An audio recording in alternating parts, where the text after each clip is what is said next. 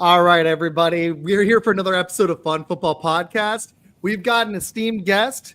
I'm going to do the full intro in a second because it's going to be legit. But I'm Izac Valenti with Fun Football Podcast.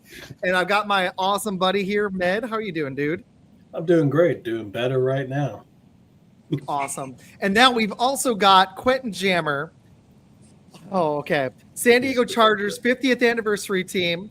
5th overall pick in the 2002 draft. Played at UT, which is funny because I live in Texas. He was a 2-time All Big 12 first teamer. He was a Big 12 South champion. He played with the Chargers for 11 seasons, with the Broncos for a season. One of the best cornerbacks I've ever seen. Quentin Jammer, how you doing, dude? I'm doing well. How about yourself? I am really excited to have you on the show, dude. We've had one other NFL player recently, and almost 2 years in the show, and it's an honor to talk to you, man. Seriously, Thank you. Really I appreciate it. Yeah. Appreciate it. We've got a lot of questions. We found out some new stuff today about you, about your management company and stuff. I actually want to ask about, but I had a really easy question to start with. This is a basic one. And when you were a child, when did you, because you're talking about your son playing soccer, my daughter, I've got a 6-year-old. She used to play soccer, and she's in gymnastics. She's 6 years old. When you were a kid, was it like right away you had the dream of playing football? Tell us a little bit about your like pre-high school days. No, pre-high school days were a lot of just seasonal yard football, baseball, and basketball games with kids around the neighborhood. I didn't really have a dream to do anything, and football wasn't even my first sport. It was baseball. So I didn't play football until I got to middle school, and was a pretty good football player. But I think I was a better baseball player growing up. So I have to ask, what position did you play in baseball? Center field, man. Oh, dude. All right. Nice. Yeah. I like it. Yeah, man. I've got my dad watching too. He was telling about this, and he was looking up stuff on you today. He was saying, I wonder if Quentin Jammer ever gets that he kind of looks like Michael Irvin. No, I get Rampage Jackson a lot. I could see Rampage Jackson, definitely. Yeah, absolutely. Okay, so at what point did you start to think, hey, this football thing could really become something real, like either professionally or when you were starting to think, man, I could definitely make college? But when did it start to like click for you? What age were you? It really didn't click to me until I got about my sophomore year in college. I was doing pretty bad. I was not going to classes and getting into a bunch of fights, and I ended up having to sit down with Mac Brown, who told me basically I either shape up or ship out. And he told me during that meeting that, you have a lot of NFL teams that are looking at you, and you can either, go back to Angleton and sell drugs or do whatever it is they do in Angleton, or you can go make a lot of money playing football. And I chose to try to go make a lot of money playing football, and it ended up working out for me. So, I never really thought about playing professional sports until I got until that meeting with Mac Brown. To be honest with you, I was just doing something because it was fun and that I enjoyed. I love it, man. I had that dream as a kid, and then I wanted to be a broadcaster. I ended up becoming a teacher, and now I'm getting the best of both worlds because I'm getting to do this. There you go. And I'm teaching middle school, so yeah.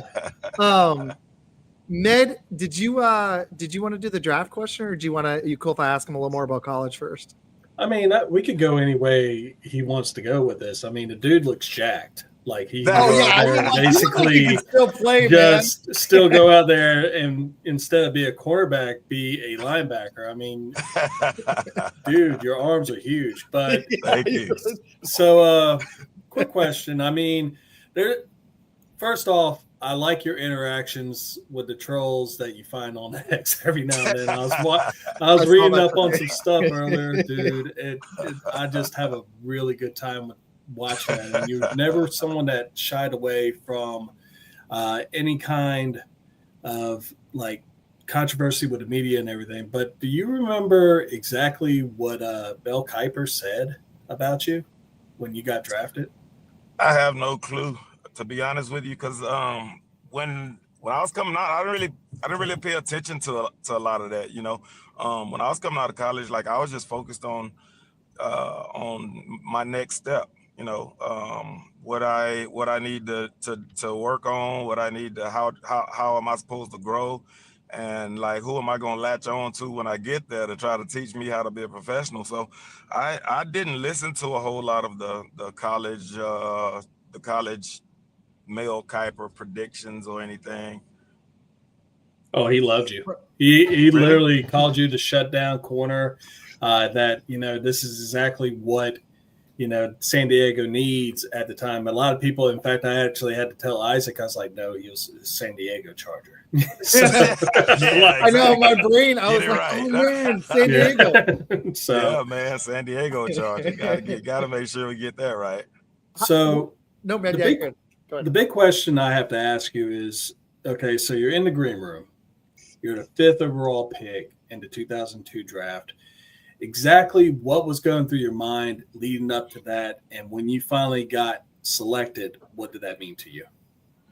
My thought process going into it was not to be the last guy in the green room. I didn't want to be, sitting there waiting around while everybody had been picked. I remember David Carr and Julius Pepper went. They were drafted the night before, so we found out they were going 1 and 2 the night before the draft. So I knew that that I was going to go somewhere between 3 and 10.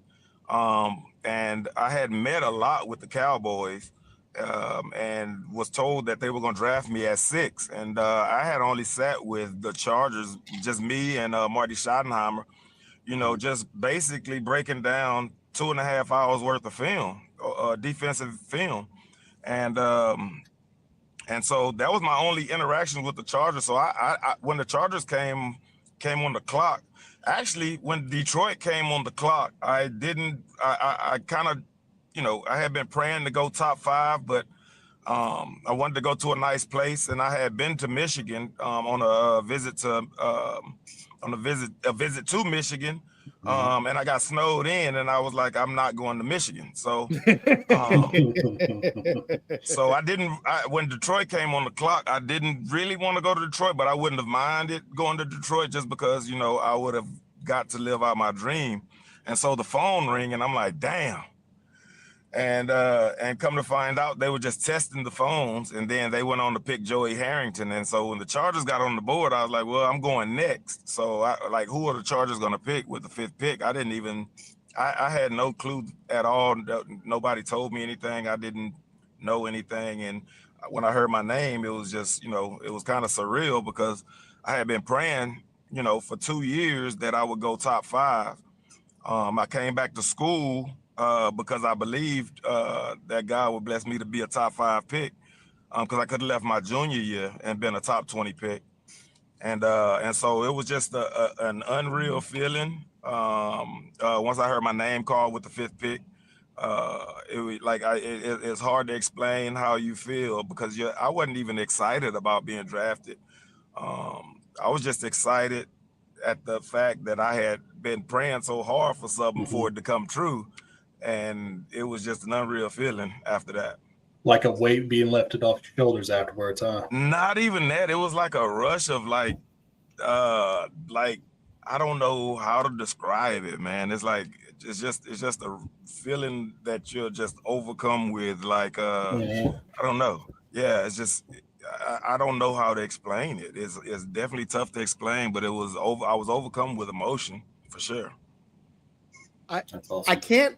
I can't relate because I wasn't drafted, but we had a head coach on recently, and this has been my dream I've been working for 2 years. It's not even the same comparison, but I was just I was exhausted after actually, but I was so excited because this is just like that interview that we got to do. Med can relate. It was the head coach of William and Mary, Mike London. He played for the Cowboys for a season in the 80s. And that was amazing. This is just the same type of thing. But it doesn't compare to getting drafted. The fact that you landed that 5th pick too, man. And you didn't have to go to Michigan where I lived for over a decade. You got to go to San Diego. I've been to Detroit too. It's not the greatest spot. So, dude, that's amazing, man. I'm so happy you got that, dude. My little brother played in Detroit for 4.5 years, and I used to go out to watch him play. And I'm glad that they didn't draft me. I think it worked out for everybody. You had an awesome career there. You're a Charger legend, and you're right, San Diego. I gotta ask? It's a simple question, but were you upset when the team moved out of San Diego to LA? I was upset. I was already upset with the Chargers, with kind of the way I guess like they treated me on the way out, as they do with a lot of their players that that play a long time with them, with the exception of Rivers and Gates. So like I wasn't. I was upset that they moved, but I didn't really care, if that makes sense, because I was already over and pretty upset with the team anyway. So didn't really matter to me, whether they moved or not. No, that's understandable. Your last season, I mean, you had a really good season. You'd had 3 picks that year, the last year in San Diego. So no, I understand it, man. Seriously. Yeah. But Med, you got another one? I've got so talking about San Diego, and this might be one of those questions. Okay. So let me get back to where I had all my questions. So I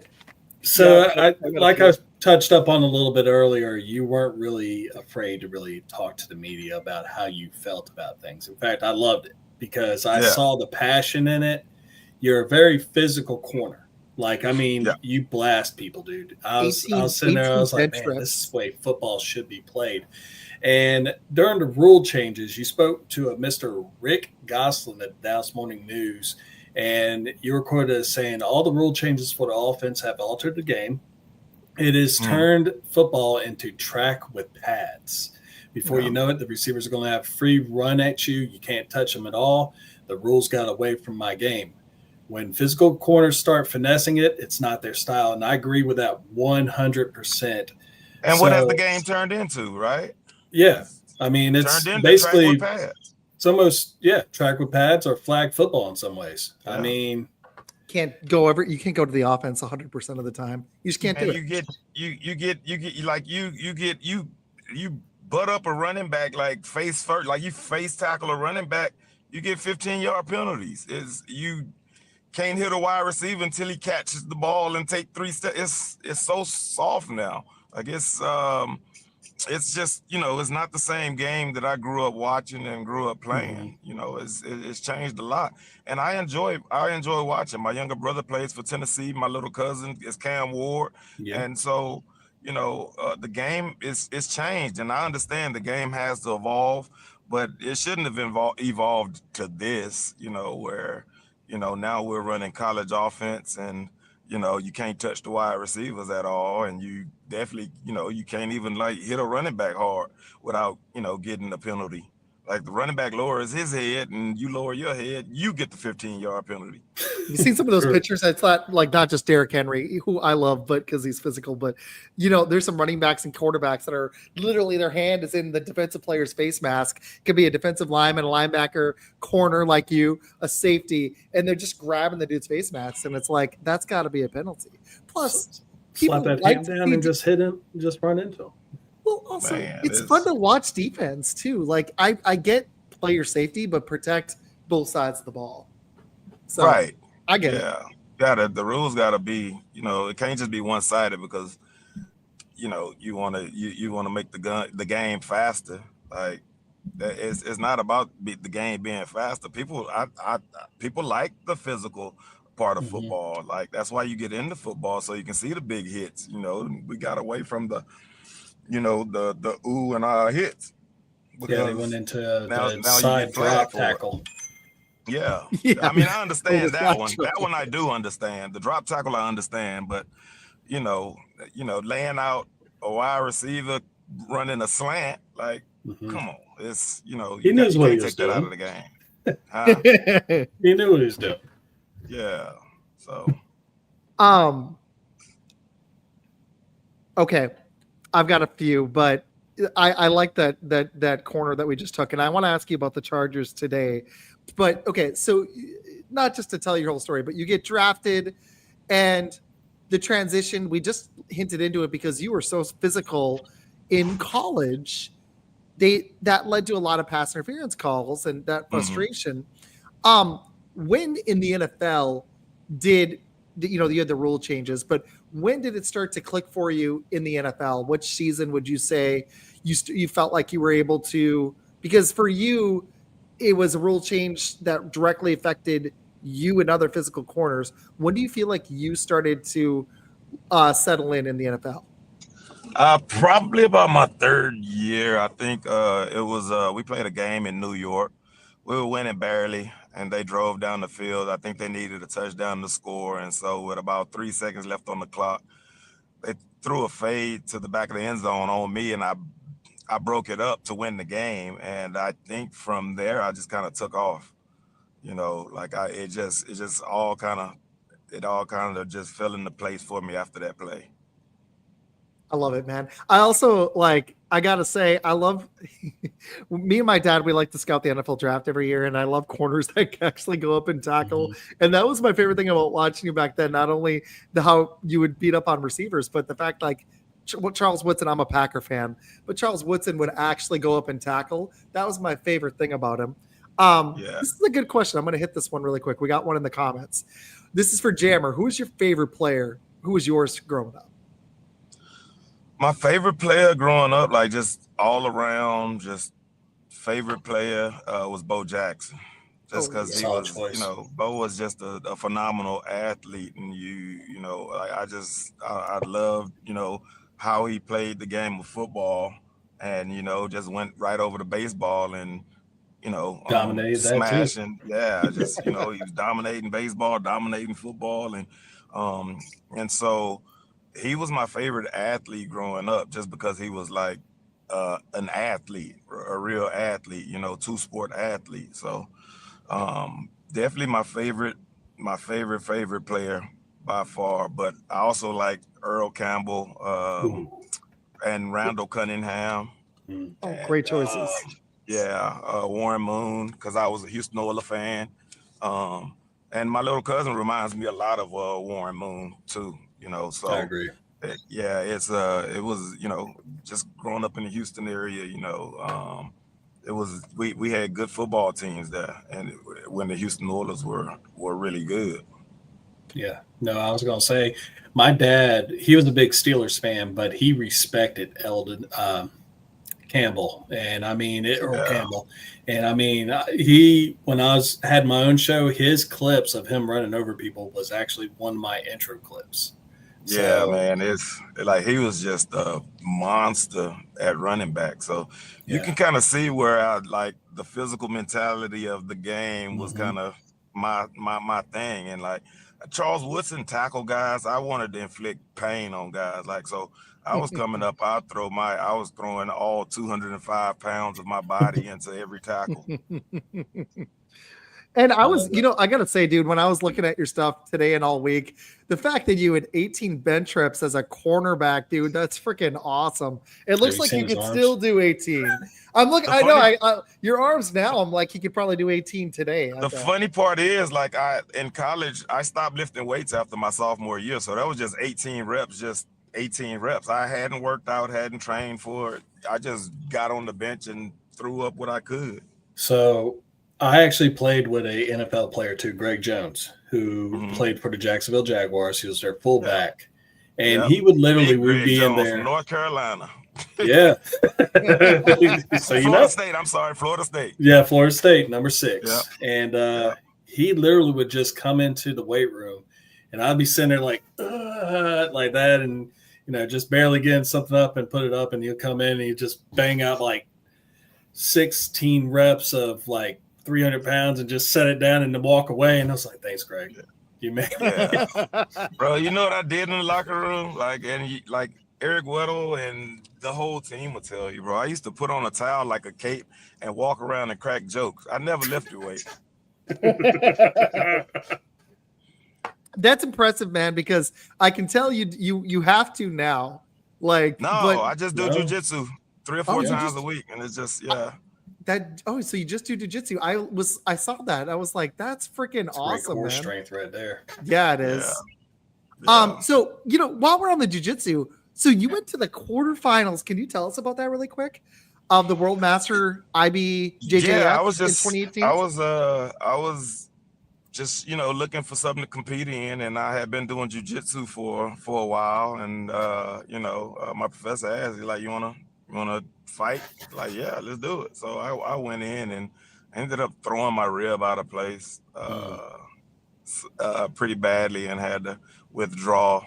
So it was but it's fun. I enjoy rolling. I enjoy getting beat up. I enjoy beating people up. It's just it's like, I guess violence is just a part of me. So that's just me, man. I'm just a violent guy who knows how to control his emotions.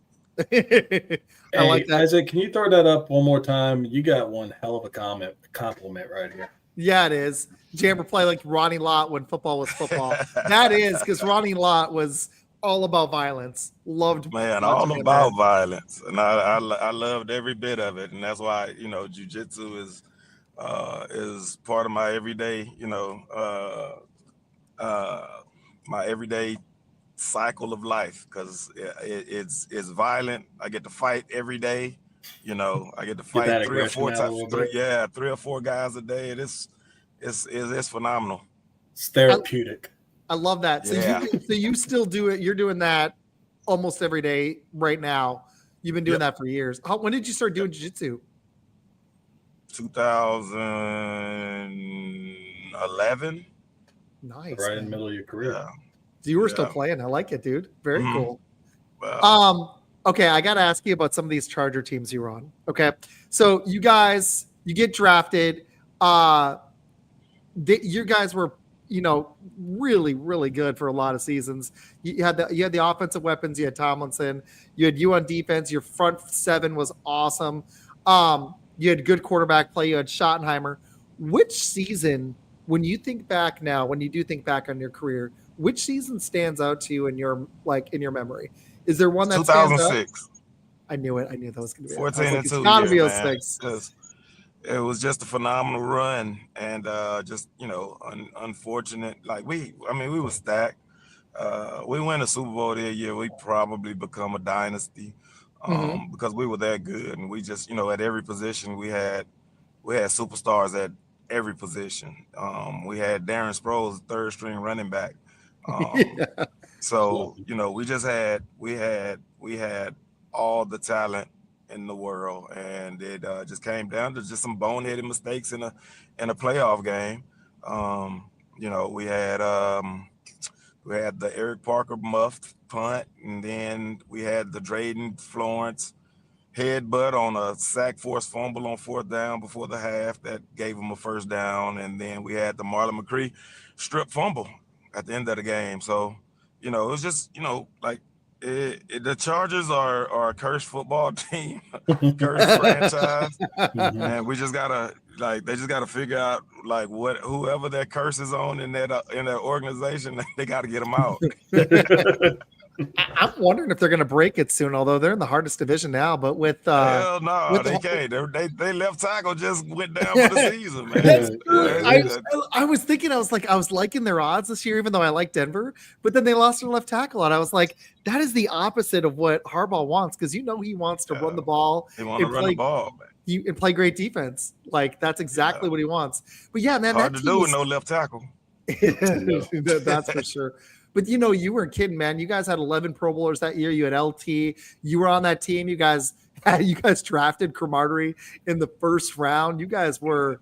It reminds me of this year, where I don't think KC was the best team in the AFC, but they just had coaching matters, and they didn't make mistakes. They didn't beat themselves, and Buffalo, it's luck, man. Kincaid drops a pass. It was the same deal with Baltimore. I thought Baltimore was better than Buffalo, but their tight end couldn't hold on to the ball.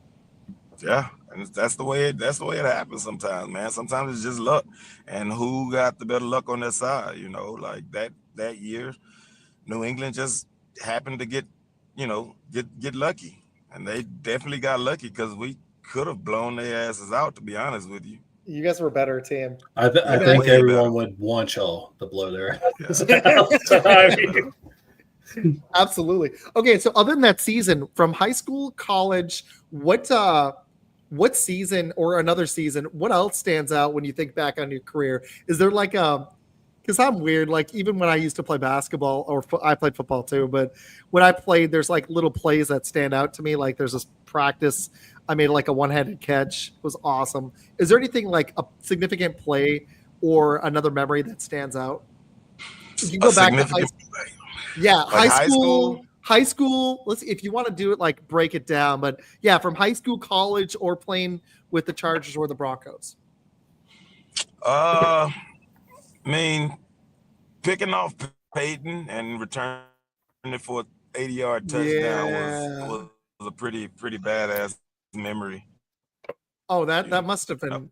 That was pretty the conversation. Going up to Peyton Manning after him, and like, I got you.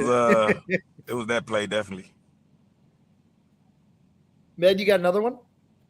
I got a couple, but one of the things I want to ask you is because when you were playing against some really great players like Jerry Rice, Tim Brown, stuff like that. Is there any particular player that in the NFL or whenever that you really sat down and you're like, okay, you really got hyped up for it? Like, this is the matchup. This is my challenge. This is who I want. It was always Marvin Harrison, man. He was such a good wide receiver and just a great player, man. And so I always look forward to that matchup just because I knew I was in for a big day. So I just wanted to make sure that that I held them to as little yards as possible, and it's like for anybody, he's a hard cover, and he was definitely a hard cover for me. But it was such a fun matchup, to be able to go out and cover one of the best wide receivers to ever play the game, and we played them so many times that it became like a big matchup for us. Yeah. Almost like a divisional matchup if you think about it, because y'all saw them in the playoffs almost every year. Yeah, every year we saw them pretty much every year. So it was always us and Indy, and we always had their number. They could never really beat us. It's funny how that works in the NFL and the NBA. Like there's teams like the Ravens can't beat the Bills right now, but the Bills can't beat the Chiefs. It's weird how that works. Like you just have their number. Like my team used to, I don't have any Packers stuff here. But it's funny how the Packers had the Bears number for a long time. And the Bears finally just won, and he's been living it up all off season. I mean, Caleb's crib up there in Lambeau. I mean, it's right. Caleb's crib. He gets one win, and it's Caleb's crib. Hey, I love it. It's one win. One of many. Well, I gotta say, like, I could go on a soapbox about that. I think both our teams need to figure out if they have the right quarterback. We're gonna see. Both of them. We'll see. Yeah, you can't win football games without a good quarterback in the NFL. It's definitely very difficult. What defense wins championships? Oh, absolutely. What teammate stood out to you in your playing days with the Chargers? I want to ask about college too, but who were some of your favorite teammates? You had some awesome teammates. I had awesome teammates. Like all my teammates were great, dude. Like, but the guys that I really hung around was like remember Steve Gregory, the safety, Eric Weddle. Eric Weddle. Oh yeah. Sproles. I hung around Sproles a lot. Sproles. Yeah. So and to this day, I still hang out a lot with Weddle, and I still hang out a lot with Sproles. And those were my teammates that that were like my closest friends on the team. So, and we still hang out to this day. That's freaking awesome, dude. I love that. That's really cool. Because I always wondered, like, man, I obviously didn't play in the NFL. Med was semi-pro, but I was like, do NFL players like actually like some of them? I don't think they do, but do they like actually hang out after their playing days? So, yeah, we do. We do play a lot of golf with Weddle, and some golf with Sproles. So, what you shoot? What's your average? Depends on the day, man. Sometimes it's really good. Sometimes it sucks. I was gonna say golf is the man. most. Like golf is golf. Yeah, Yes, it is. It's the only sport that can humble you, no matter how much money you put into it. Yes, and it'll humble you fast, like right off the first tee. And you already know, you're like, man, it's gonna be a bad day. Yeah. Where's the beer truck now? Yeah. Okay, I got more about your playing days, but I just want to ask. I didn't even. My dad actually clued me into it. Can you tell everybody a little bit about the edge, the upper edge management? Upper edge management? Yeah. Are you? Hold on a second. Let me get back to it. Hold on. Yeah, it's the upper edge management. When I was looking up stuff on you, Yeah.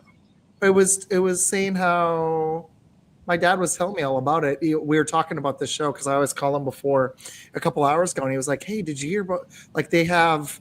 He was super excited because they have Brayshell Tootin, the Jaguars running back. It's a management company. Like they have clients and they represent them and stuff. No. Oh, nothing. Your name just popped up when I Googled it. Yeah. Well, there you go. Congratulations. I'm just retired. I do. I'm on kid duty and jiu-jitsu. That's what I do all day. Kid duty and jiu-jitsu. I'm Mr. Mom now. Got it. There you go. That sounds like awesome. How old are your kids? Man, I have 19, 17, 16, 7, and 9. You got my older kids are in Texas, and then so I'm at a soccer game with my 9-year-old son. My daughter had a tournament last weekend in Irvine, California. I was gonna say this is out in Cali, ain't it? Yeah. Definitely. How's the weather out there right now? Oh, it's beautiful, man. It's like 75 and sunny. Oh, dude, I am so jealous right now. Like 100. I'm in South Carolina, and it's been like 99 and humid for the last 3 weeks. I don't miss Texas. No, I don't blame you. I'm in Texas, just south of Dallas. It's about 100. It's about the same. Yeah, I already know. It's hot. We got a pool at my apartment, so my kiddo's been enjoying that. But the school I work at, the AC wasn't really working for the first few days. That wasn't much fun. Yeah, I bet. At all. Shit, no, it's man. hot as hell out there. Yeah, well, I mean, I used to live in Phoenix, so this is a slight upgrade. This is a slight little bit upgrade. Better, a little bit better. I know you've been to Phoenix. You like that's man. When San Diego almost burned down one year. There's like a bunch of fires going on in San Diego, so we had to move. We had to move our practices leading up. We were going to play Miami, the Dolphins that year, and we had to move our practices to Phoenix. And when I tell you those practices were the worst practices I've ever been in, dude, you could not pay me to play in Arizona. I was going to say they cook cookies in people's cars. Oh, my God. Hell I had this one practice. Terrible. This one kid, I used to do track and football in high school. And this one kid, I threw up one time, but this one kid in football and track threw up like 4 times. And the coach was just laughing. And it was like 110 degrees. Oh, my God. Oh, man. Yeah, it's too hot, man. It's too hot for that. I definitely got lucky getting drafted to San Diego. Yeah, you did. I never had to worry about the heat. Best weather in the country, man. I'm kind of jealous that I love anytime I got to go out to Cali, we would go to San Diego a lot of summers, and I loved going out there, man, because it's always like 70 and sunny, always. Yep, always. It's 65 and sunny, or maybe 75 and sunny. So that must have been a blast playing there. Yeah. Med, what else you got? So one of the questions I like to ask other athletes, because you see a lot of crazy shit that goes on in your locker room. And we had one guy, whenever he would get hyped up for a game, he would literally go have us go grab a cricket, go find a cricket somewhere in the locker room, bring it to him, and then he would eat it. Was there anyone that would have you do anything pregame like ritual? that, or you're like, what are you doing? That's his pregame ritual. That was a crazy pregame ritual.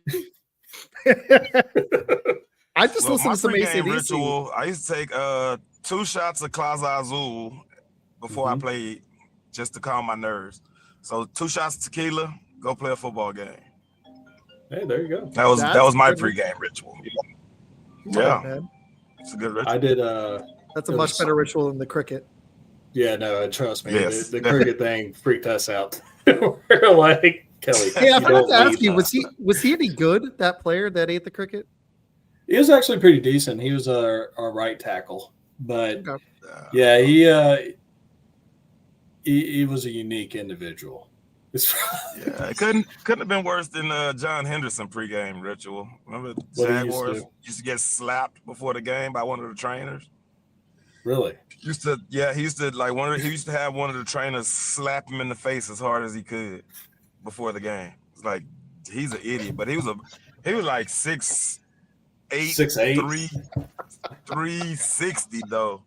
So oh man. Yeah, Big John Henderson out of Tennessee. Yeah, that I was going to say, it probably felt like he got with tickled. the Jaguars. Yeah. This is another good one from Jason. Okay, so you said Michigan. What cold weather team would you have liked to play with if there is one, or not? No cold weather at all. You did. I played for the cold. Yeah, Denver. Yeah, did play for I wouldn't. Yeah, that was an awesome year. I had fun. Denver's a great city. And we had 1 week where the temperatures were in the negative and we had to practice outside. So yeah, that's the one cold weather team I would have liked to go to, like, early on in my career. That season too, man. I was like, I do always do my research before I put guests on, but like the fact that your last NFL game you played was the AFC Conference Championship. That's kind of wild, man.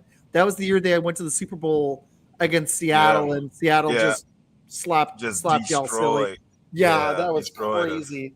Yeah. How was that season? You kind of already hit it, but how was that after leaving San Diego? It was team fun. Was loaded. It was a fun season. I had a lot of really good friends on the team. Sean Phillips was there with me. And it was just a really fun year to finish up my career, man, and with an amazing team, amazing group of guys. And it was eye-opening because I joined the team and it was run exactly how an organization should be run. And I was coming from an organization that this is how I thought organizations were run, and then you go to Denver where it's done right and you see a complete difference in how they treat their players rather than how the Chargers treat their players. I think me and Med can both relate with some work things he just went through and I've gone through in the past where you think like this is not bad, or you're used to a certain way of things being done, and then you go somewhere else and you're like, wait, why did I think that was good? Yeah, absolutely. Oh no, my previous work thing that I did before I went to where I'm at, I already knew it sucked. I was like, wait, no. Or it's like you get out of a bad relationship. Like me and Med have both been there. But those ones, I think it's bad. So yeah, Well, and oh man, that was a good answer. I like that. How was it? How was it playing with Peyton after the pick 6? Oh, it was fun. He asked me about it too, and I told him, I was like, man, you just got to change your signals. You gotta change them up sometimes, man. We played y'all so many times, I knew all of your signals. So when you checked to that little one-step slant, I already knew what it was. I just jumped it. Med, what else you got, man? I got a few more. You go ahead and go. Okay. Are you going to be spending time? Are you going to be going down to see your cousin play this year? You alluded to him earlier. Yeah, 100%. Like my brother and my cousin there, of course, I'm going to get down there and watch the game. I went last year for Christmas with my brother and watched him play out in Tennessee. So, but he was injured. He injured himself. He broke his foot about the 8th game of the season. So didn't get to watch him play, but I spent time out there with him. So of course, like I love Nashville. So I love to get back out and watch those guys play. It's funny because one of my best other buddies that's not here is a big Titans guy. He literally he has a reputation because he wears so much Titans gear. He's going to be going to games, and he's torn on Cam Ward. What are your thoughts on your little cousin? What do you expect? I think he's going to be awesome, man. I think he's going to be awesome, man. Like he's a rookie. This is preseason. It's not the season. Like, so of course, you're gonna make mistakes. But the thing I know about Cam is gonna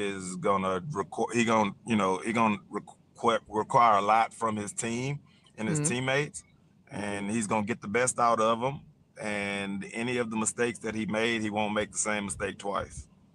So that I know for sure. So I think he's having a great preseason, to be honest with you. I don't know, how everybody else is watching games, but coming from a guy who played a long time, he's having a really good preseason.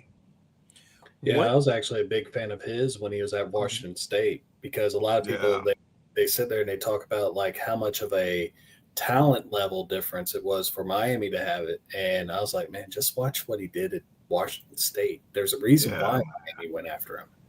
And Cam is a winner, man. That's what I say about Cam. He's a winner. He's a lot like Phillip in that aspect where, he's gonna will you to win the game. Tom Brady was the same. They can kind of, will themselves to a win or will themselves into a game.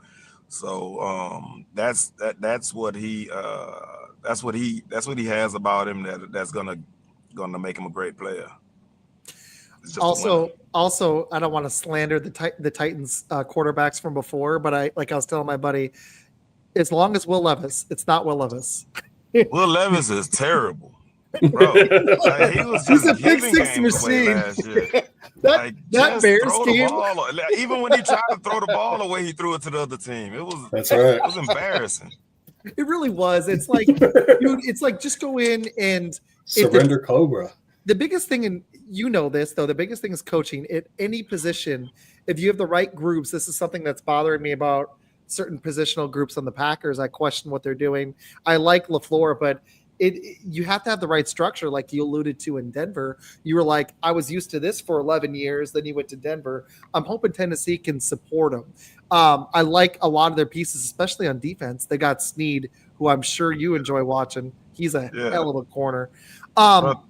They got the best D-line in football. They do. That D-line is ridiculously nasty. And you got a good running game. If they can, like the receivers, they drafted a bunch of receivers, so they've got a lot of youth. But you've got a running game, you got a defense. You brought in Ward. I think they could take some people by surprise this year. They're gonna their win. Division ain't nothing.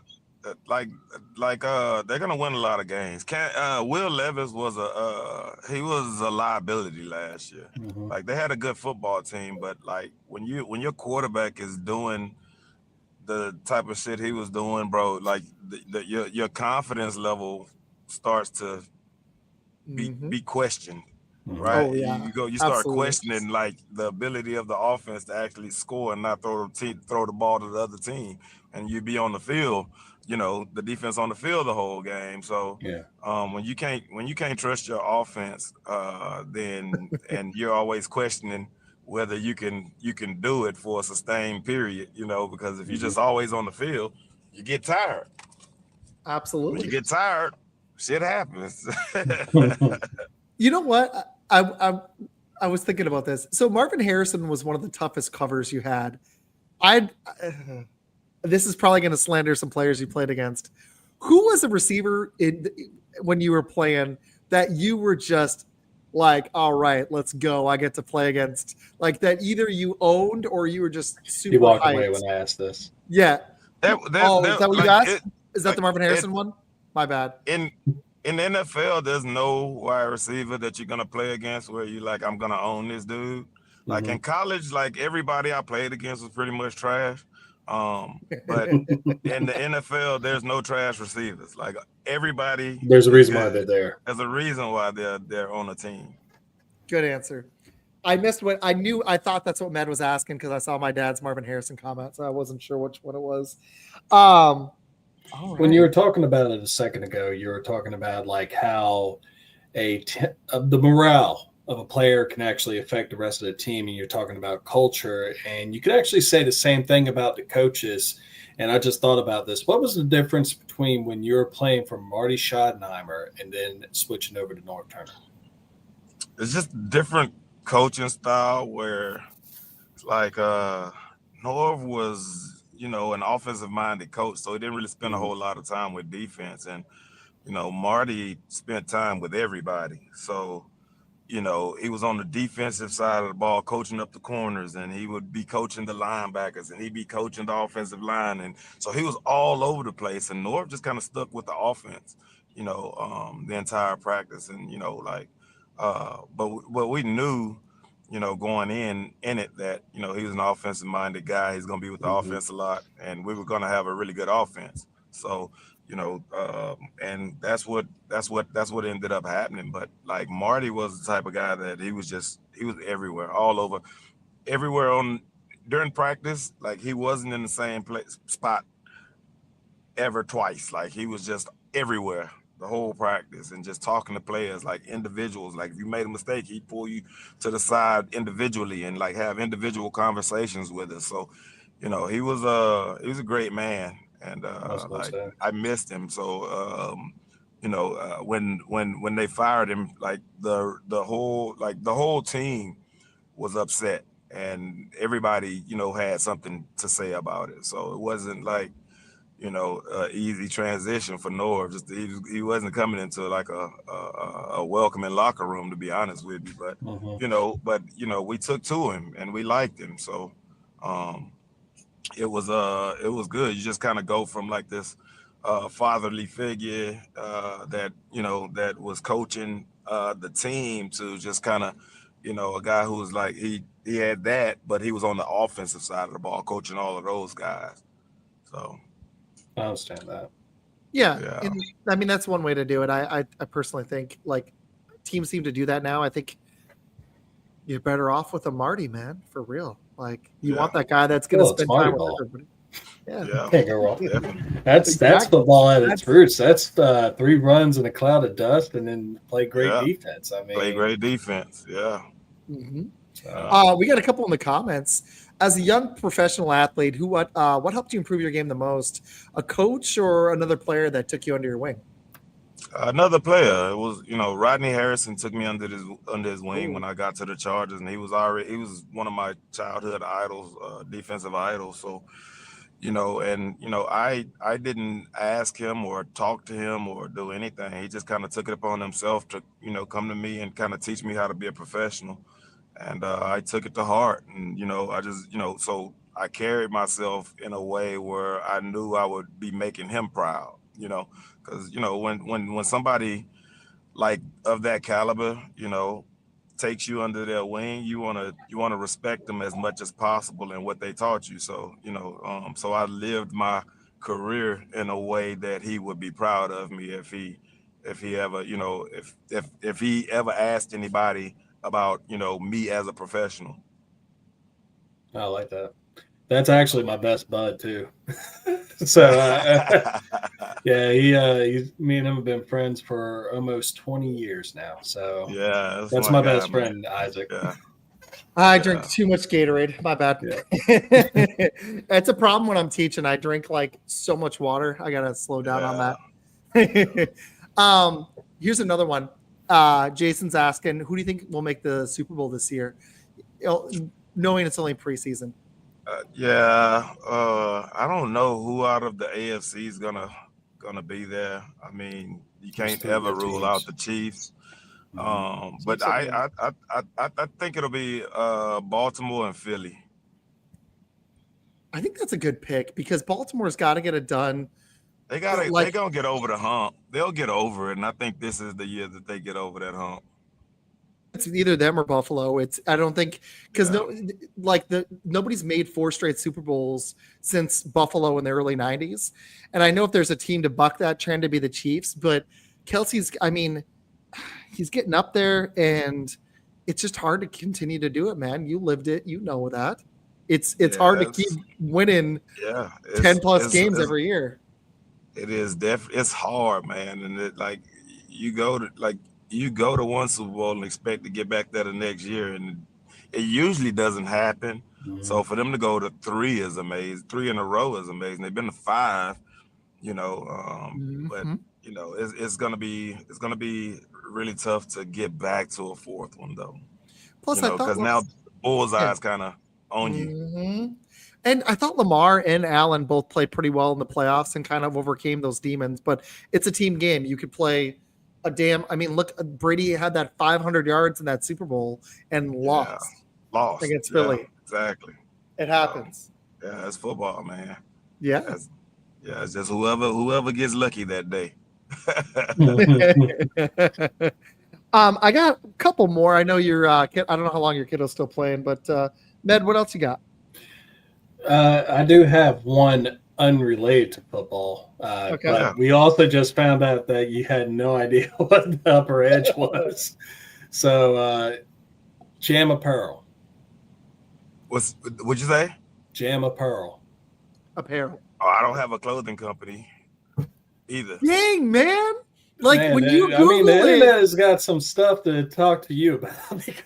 Yeah, man. My dad brought that one up too. Somebody else asked me about that too. I'm like, dang, I don't man, have an apparel that's company. Crazy. Yeah.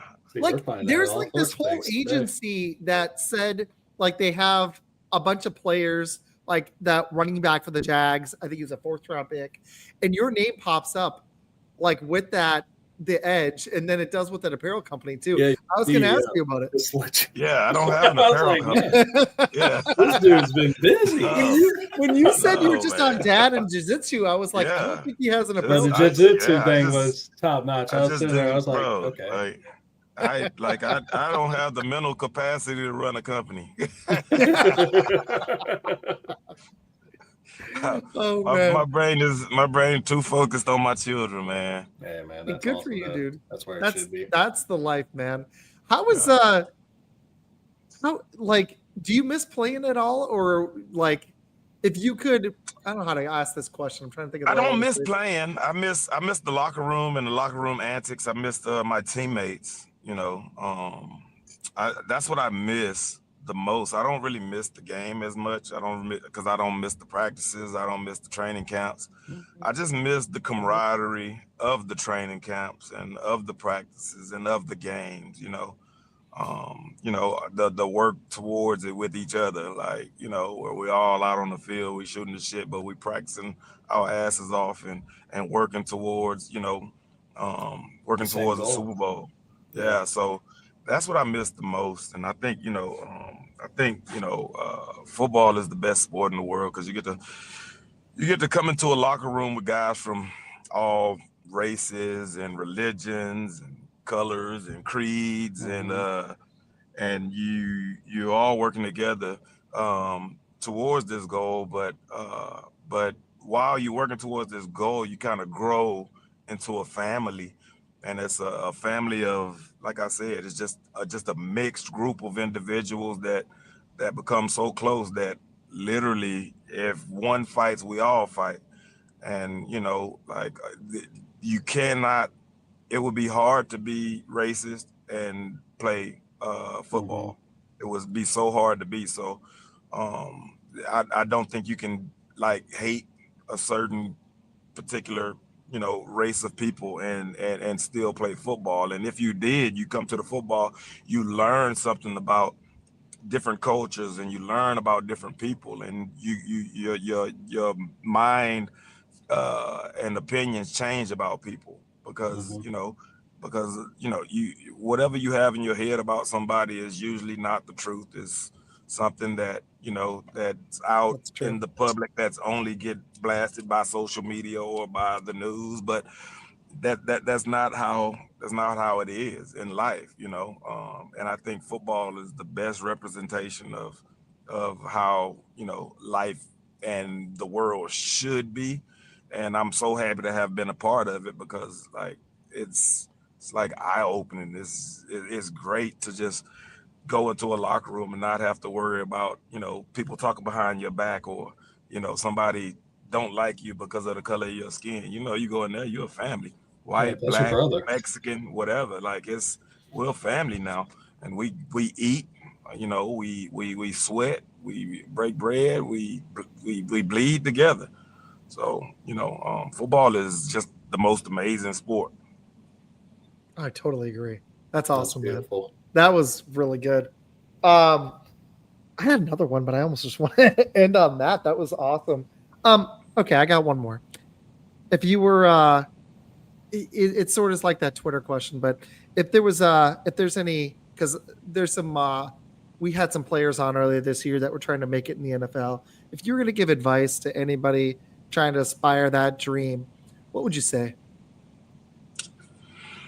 Um, I would say if you actually like have a shot and you can get your foot in the door, take advantage of every opportunity, take advantage of every rep, make the most of everything.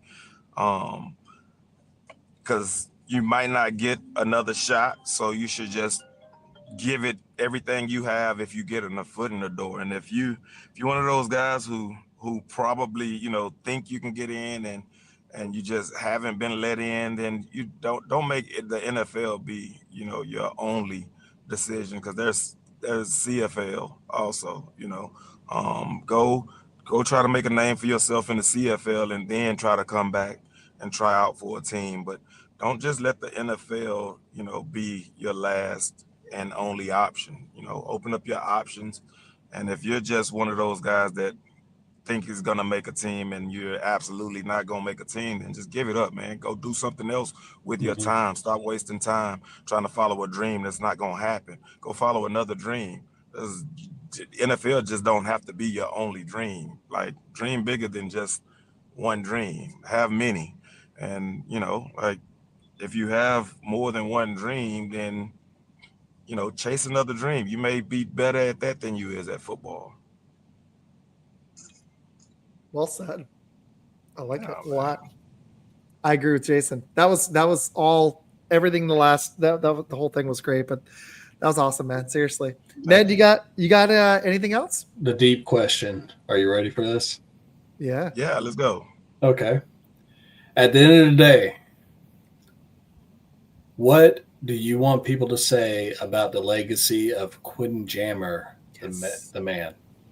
I was gonna ask this. Good job, Ned. Yeah. Good job. I just want, I want people. I've always carried myself to a standard where I just want to be a good human being, just a great human being. I don't want anybody to say, "Hey, he was a good football player, but he was a shit human being." I just want to be, I want to be known as like an individual where what, like, just random people will talk good about me if my name comes up in a conversation. They be like, "Man, I met him, and he's just such an honest, genuine person." And that's what I want to be. That's what I want to be known for, man. Just being a good guy and great father, and just a good, genuine person, good, genuine, honest person. And so, whenever I meet people, whether it's just random people or people I know, like, it literally takes nothing to be kind to somebody, it literally takes nothing for somebody to, maybe want to ask you a question about your career, or ask you, it takes nothing to be kind and to answer a question and shake hands and just be nice, man. It takes nothing. And at the end of the day, you never know, how you may impact somebody, and you may impact an important person with just how nice you were to them. and can open doors for you or your family, or you could just literally make somebody's day. And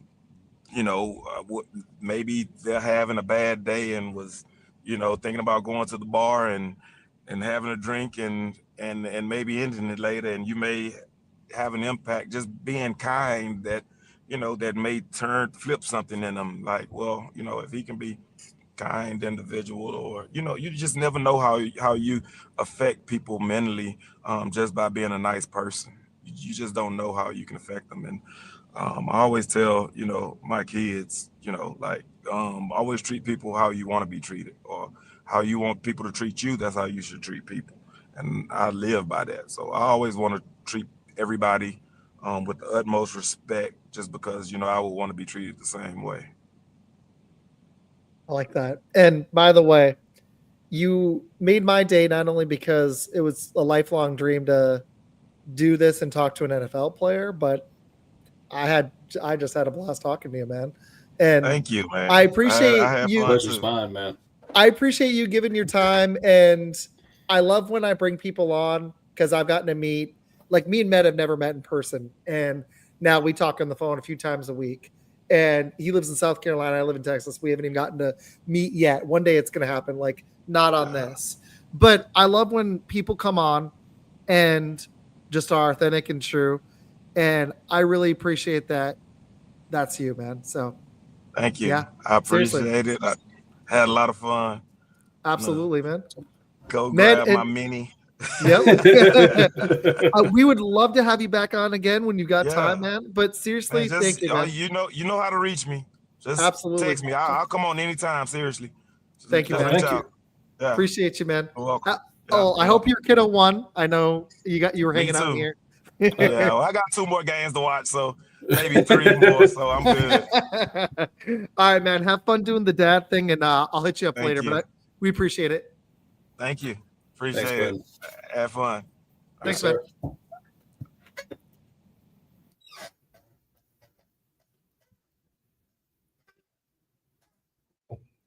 I forgot to do it in the beginning, so I'm going to hit the sponsors really quick. For anybody still here, we're going to wrap in a second, but I want to say thank you.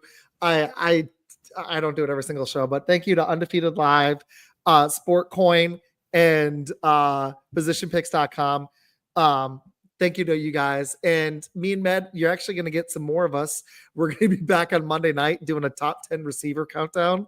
I believe at 8 p.m. Eastern. I got to double check. And I'll be back on Tuesday night for another fantasy football special.